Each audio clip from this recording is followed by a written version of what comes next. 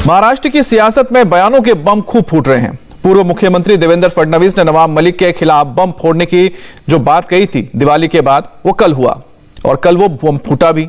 अब इसके जवाब में नवाब मलिक ने देवेंद्र फडणवीस के खिलाफ हाइड्रोजन बम फोड़ने का दावा किया। कल नवाब मलिक आज कौन सा हाइड्रोजन बम फोड़ने जा रहे हैं, यह आज सुबह 10 बजे पता लगेगा।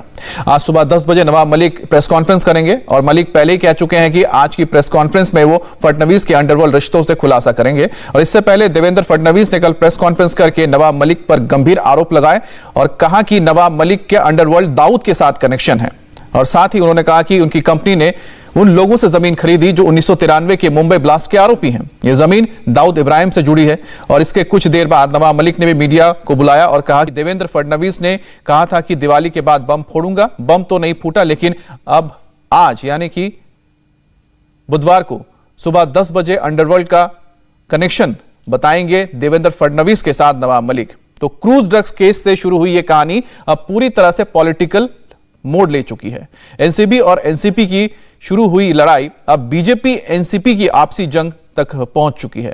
एक दूसरे पर पर्सनल अटैक किए जा रहे हैं और एक दूसरे की हिस्ट्री खंगालकर आरोप प्रत्यारोप का दौर चल रहा है। अब आपको बताते हैं कि कल देवेंद्र फडणवीस ने नवाब मलिक पर क्या आरोप लगाए और किन किन आरोपों का जवाब आज नवाब मलिक देने वाले हैं। देवेंद्र फडणवीस ने नवाब मलिक और उनकी फैमिली पर अंडरवर्ल्ड से प्रॉपर्टी खरीदने का आरोप लगाया। फडणवीस ने कहा कि नवाब मलिक ने दाऊद इब्राहिम से जुड़े लोगों और मुंबई ब्लास्ट के गुनहगार साबित हो चुके लोगों से करोड़ों की प्रॉपर्टी कौड़ियों के दाम खरीदी। फडणवीस ने अपने साथ प्रॉपर्टी डील के पूरे डॉक्यूमेंट्स लेकर पहुंचे थे। उन्होंने कहा कि नवाब मलिक के परिवार ने मुंबई के कुर्ला इलाके में करीब 3 एकड़ जमीन महज 20 लाख रुपए में खरीदी और यह सौदा 2003 से 2005 के बीच हुआ। यह जमीन सलीम पटेल और सरदार शाह वली खान से खरीदी गई थी और इसमें से सलीम पटेल दाऊद इब्राहिम की बहन हसीना पारकर का ड्राइवर है और बॉडीगार्ड था, जबकि सरदार वली खान को 1993 मुंबई ब्लास्ट केस में उम्र कैद की सजा मिली हुई है। जमीन का सौदा सॉलिड्स इन्वेस्टमेंट के साथ हुआ था और नवाब मलिक के बेटे फराज मलिक की कंपनी है। मतलब 8,500 का ready reckoner rate square metre का, 2,000 पर स्क्वायर फीट का मार्केट रेट और उसको खरीदा जा रहा है 25 रुपया स्क्वायर फीट से और एक्चुअल पेमेंट हो रहा है 15 रुपया स्क्वायर फीट से। अब मेरा सवाल यह उठता है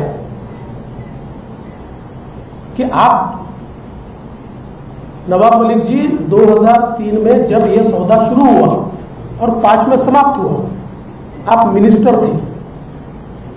यह जरूर है कि अंतिम रजिस्ट्री हुई उससे थोड़े समय पहले आपको जस्टिस सावंत के रिपोर्ट में आपके ऊपर स्ट्रिक्चर्स आए, इसलिए अपना पद छोड़ना पड़ा। पर क्या आप जानते नहीं थे सलीम पटेल कौन है?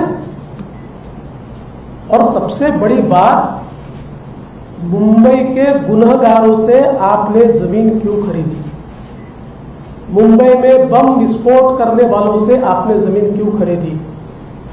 और ऐसी कौन सी बात थी जिसके कारण ये मुंबई के गुनहगारों ने एलबीएस रोड पर 3 एकड़ की जमीन आपको 20 लाख रुपए में दे दी? ना नवाब मलिक के किसी अंडरवर्ल्ड के लोगों से रिश्ते रहे, ना नवाब मलिक ने कभी बम ब्लास्ट के लोगों से कोई संपत्ति खरीदी। हाँ, वॉचमैन ने अपना नाम उस पर चढ़ा लिया था। उस वॉचमैन से नाम निकालने के लिए उन्हें पैसे देने का काम किया, ये सच्चाई है। जहाँ तक सवाल है देवेंद्र जी, आपने अंडरवर्ल्ड का खेल शुरू किया है, तो आपको आज मैं कह रहा हूँ कि सुबह 10 बजे आप कह रहे थे कि बम फोड़ देंगे। ये बम नहीं है, आपने आडंबर खड़ा किया। लेकिन नवाब मलिक सुबह अंडरवर्ल्ड का हाइड्रोजन बम मुंबई में गिराएगा और देश को बताएगा कि देवेंद्र फडणवीस किस तरह से अंडरवर्ल्ड के जरिए पूरे शहर को हॉस्टेज बनाए हुए थे, किस तरह से एक अंडरवर्ल्ड का सरगना जो विदेश में बैठकर इस शहर से उगाही करता था, वो सरगना किसके लिए काम करता था, वो अधिकारी किसका खास था। और मैं आपको बोलना चाहता हूं कि आज जो मैंने कहा है वो सारी बातें सामने हैं, लेकिन सुबह 10 बजे तक का इंतज़ार कीजिए। बम तो फूटा नहीं, लेकिन हाइड्रोजन बम कभी 10 बजे गिरेगा। और फडणवीस का आरोप है कि मलिक ने मुंबई के कुर्ला के एलबीएस रोड पर 3 एकड़ जमीन 20 लाख रुपए में खरीद ली, और 20 लाख रुपए में किसी को 3 एकड़ जमीन मिल जाए तो फिर सवाल उठेंगे ही। मुंबई तो 20 लाख रुपए में 30 गज का प्लॉट भी ना मिले, मुंबई ऐसी जगह है। और यहां तो नवाब मलिक एंड फैमिली ने 20 लाख रुपए में 3 एकड़ जमीन खरीद ली, वो भी उस जमीन पर बनी बिल्डिंग्स के साथ। हैरानी की बात यह है कि कुर्ला इलाके में जमीन का सर्किल रेट 8,500 रुपए पर स्क्वायर मीटर से ज्यादा है, और अगर मार्केट रेट की बात करें तो यहां मार्केट रेट 2,000 रुपए पर स्क्वायर फीट है, और 1 स्क्वायर मीटर में 10 स्क्वायर फीट होते हैं। तो इस हिसाब से देखें तो कुर्ला इलाके का मार्केट रेट यहां से सर्किल रेट से 2.5 गुना ज्यादा होगा। लेकिन देवेंद्र फडणवीस ने कहा कि नवाब मलिक के परिवार ने 2,000 रुपए पर स्क्वायर फीट की जमीन को 25 रुपए पर स्क्वायर फीट के हिसाब से खरीदी। और फडणवीस ने एक और अहम बात बताई, उन्होंने कहा कि टाडा के तहत दोषी ठहराए गए शख्स की प्रॉपर्टी सरकार जब्त कर लेती है। ऐसे में हो सकता है कि नवाब मलिक ने बॉम्ब ब्लास्ट के दोषी की जमीन के जब्ती से बचाने के लिए सरदार वली खान पर दबाव डालकर यह जमीन औने पौने दामों पर खरीदी। 8,500 का ready reckoner rate square metre का, 2,000 पर स्क्वायर फीट का मार्केट रेट, और उसको खरीदा जा रहा है 25 रुपया स्क्वायर फीट से, और एक्चुअल पेमेंट हो रहा है 15 रुपया स्क्वायर फीट से। नवाब मलिक जी 2003 में जब यह सौदा शुरू हुआ और 5 में समाप्त हुआ, आप मिनिस्टर थे। मुंबई के गुनहगारों से आपने जमीन क्यों खरीदी? मुंबई में बम विस्फोट करने वालों से आपने जमीन क्यों खरीदी? और ऐसी कौन सी बात थी जिसके कारण ये मुंबई के गुनहगारों ने एलबीएस रोड पर 3 एकड़ की जमीन आपको 20 लाख रुपए में दे दी? सवाल ये उठता है कि इनके ऊपर टाड़ा था, टाड़ा।